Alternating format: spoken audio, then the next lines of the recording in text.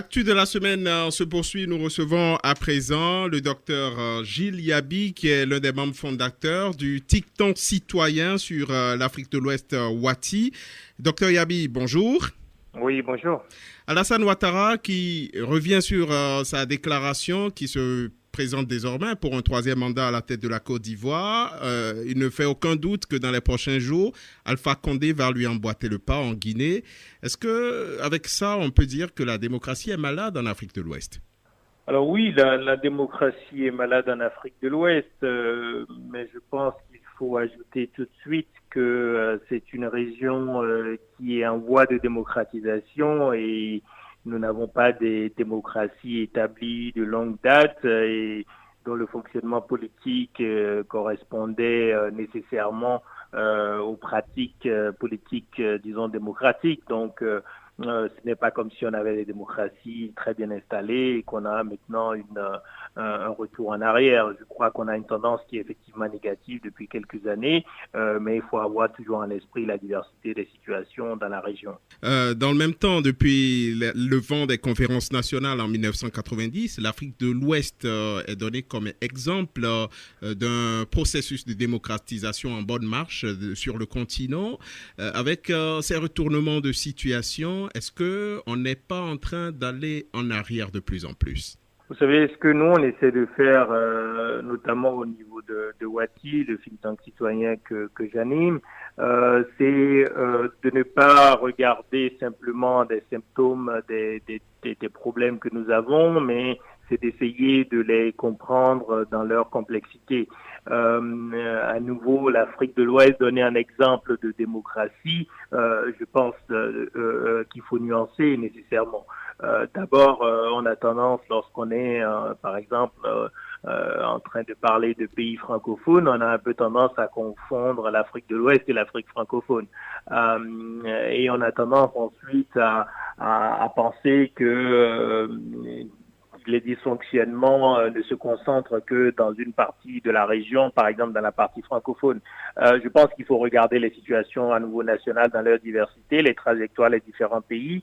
Lorsqu'on revient à la situation de la Côte d'Ivoire, par exemple, c'est un des pays qui n'a jamais vraiment débattu d'une réorientation politique après le long règne d'Houphouët-Boigny. Ce pays est passé d'Houphouët-Boigny, il y a un conflit de personnalité pour la succession et ensuite à un coup d'État et à une guerre civile. Donc on n'a jamais eu vraiment de démocratisation en Côte d'Ivoire sur la base d'un véritable débat d'une conférence nationale. Si on prend le cas de la Guinée aujourd'hui dirigée par Alpha Condé, on a une histoire politique aussi qui est extrêmement mouvementée où il n'y a pas une démocratie qui s'est installée dans ce pays depuis l'époque de Sékou Touré. Donc à nouveau, regardons les situations dans leur complexité historique et essayons surtout d'identifier les moyens d'aller de l'avant. Si on peut entièrement être d'accord avec vous sur la spécificité de chaque pays dans son processus démocratique, si on prend le cas de la Guinée et de la Côte d'Ivoire que vous venez de citer, est-ce qu'il y a espoir que ces pays finalement arrivent une fois tout au moins à une alternance à la tête du pays? Parce que, vous l'avez dit, en Guinée, ce n'est jamais arrivé qu'un président passe le pouvoir de façon démocratique à son successeur, en Côte d'Ivoire non plus. Est-ce qu'il y a espoir pour ce pays? Oui, pour moi, il y a nécessairement espoir, mais la question ne se pose même pas en termes d'espoir ou pas. Il n'y a pas de fatalité, il n'y a que les résultats d'engagement citoyen, de bataille politique et de bataille autour d'idées, autour de valeurs. Ce qu'il faut signaler aujourd'hui, c'est que ce qu'on observe en Guinée, ce qu'on observe en Côte d'Ivoire, ne sont que des manifestations d'une culture politique. Et que lorsque je dis culture politique, je parle de la conception que la plupart des élites gouvernantes dans les pays de la région ont du pouvoir politique.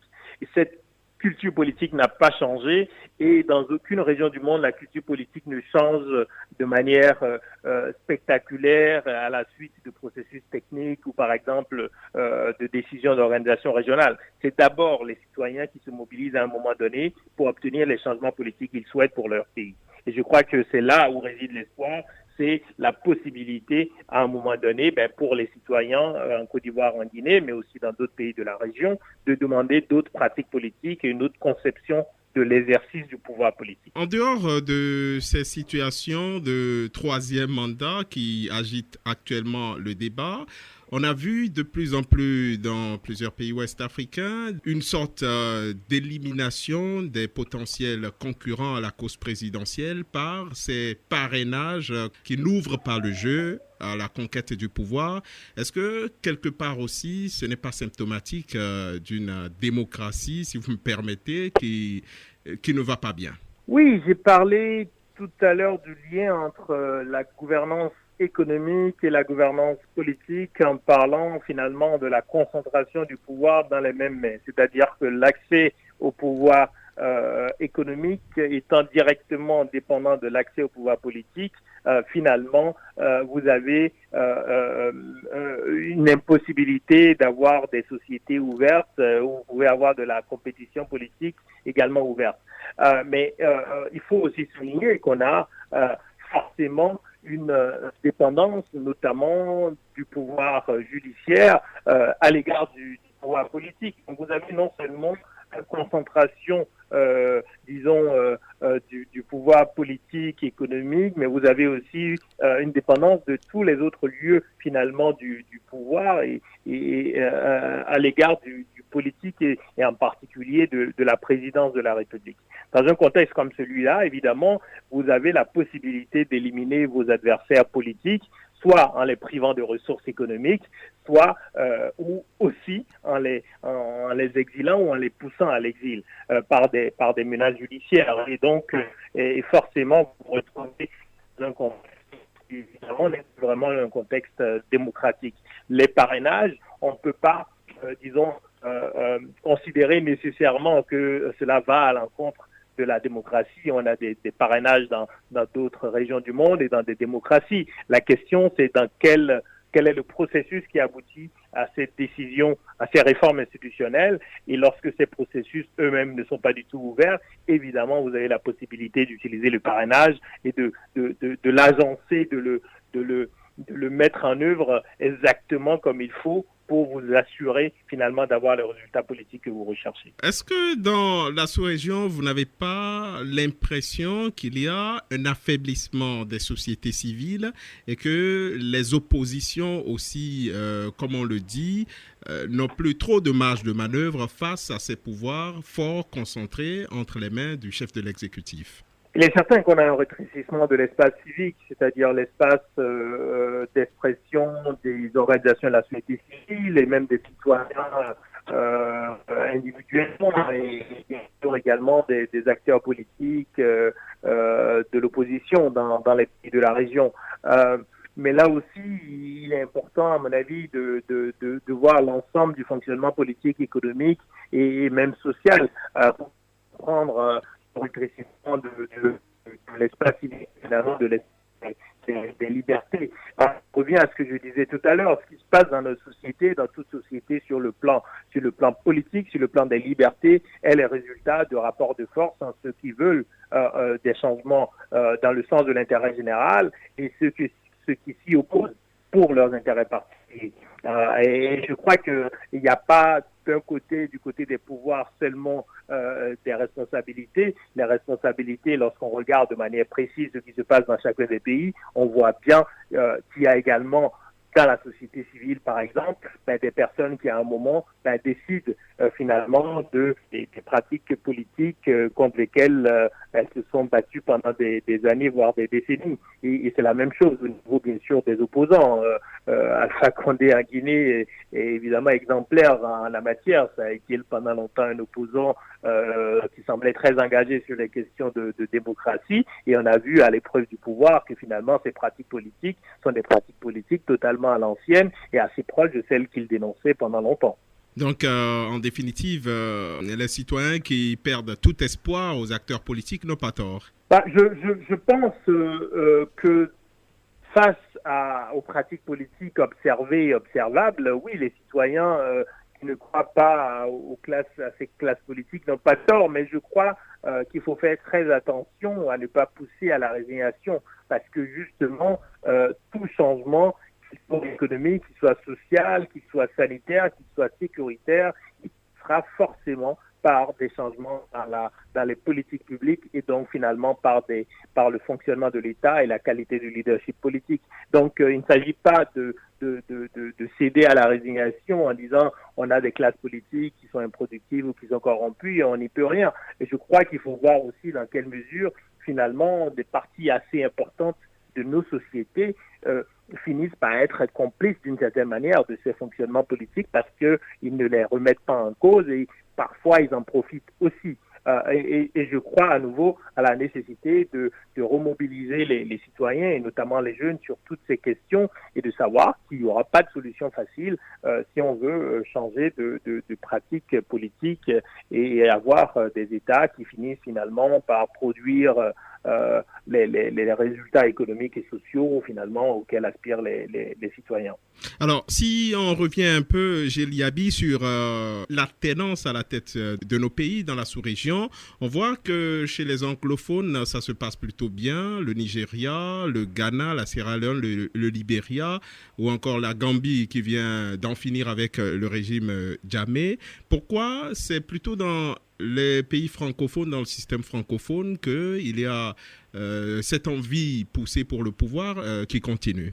Je crois que la question est peut-être plus complexe qu'il n'y paraît parce qu'il ne faut pas non plus, disons, surinterpréter les différences entre l'Afrique francophone et l'Afrique anglophone. Et il ne faut pas oublier que dans les pays d'Afrique anglophone, on a connu aussi des crises politiques et des conflits extrêmement violents. Vous avez parlé du Sierra Leone et du Libéria, par exemple, qui sont passés par des conflits extrêmement violents qui ont abouti à de nouvelles configurations du pouvoir et qui ont sans doute servi aussi à peut-être comprendre les risques liés à des pratiques politiques particulières.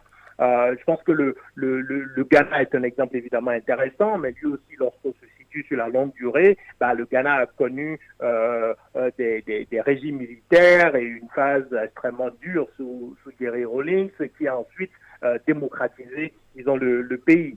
Donc, je crois que il y a effectivement des différences entre l'Afrique francophone et l'Afrique anglophone, mais je pense que pour moi, peut-être la différence la plus importante, elle a à voir avec le respect des institutions et en particulier le respect de toutes les institutions judiciaires. J'ai le sentiment que dans les pays anglophones, on a su construire en tout cas des institutions plus indépendantes et ce qui renforce un peu les contre-pouvoirs dans ces pays-là. Je ne pense pas que la différence, ce soit l'envie de rester au pouvoir. Je crois qu'en Afrique anglophone comme en Afrique francophone, lorsqu'on sort par exemple de l'Afrique de l'Ouest, on a le Zimbabwe, on a beaucoup de cas de pays anglophones sur le continent où les chefs d'État s'accrochent également au pouvoir. Hein. Je penser à Yoweri ou Museveni en Ouganda, par exemple. Et donc, je crois qu'il ne faut pas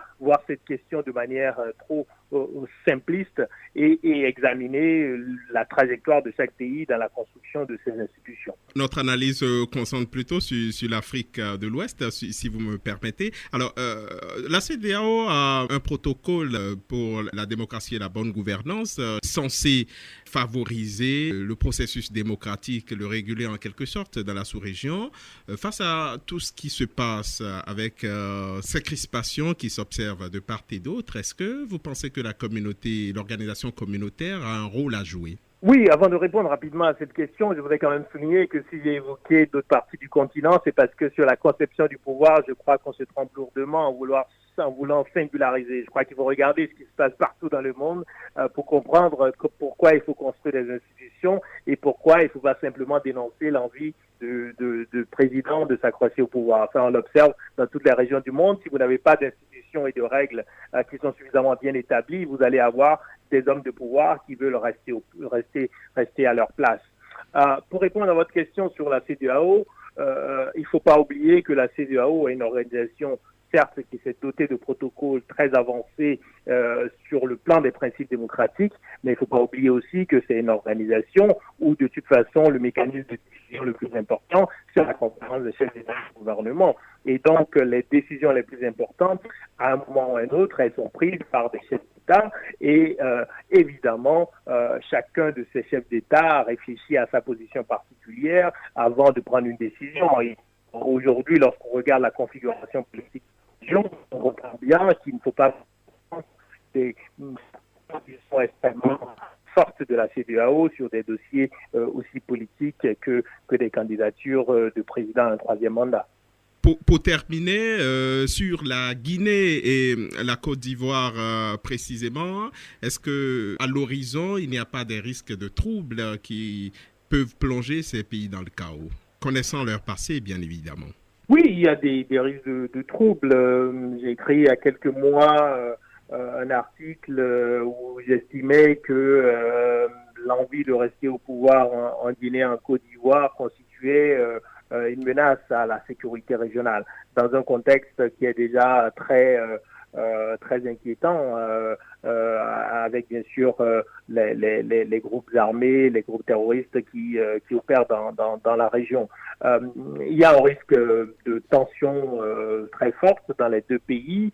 Et bien sûr, lorsqu'on a des tensions politiques très fortes, il y a la possibilité à un moment donné de recours à la violence. Et les deux pays ont déjà quand même une histoire assez chargée de violence politique.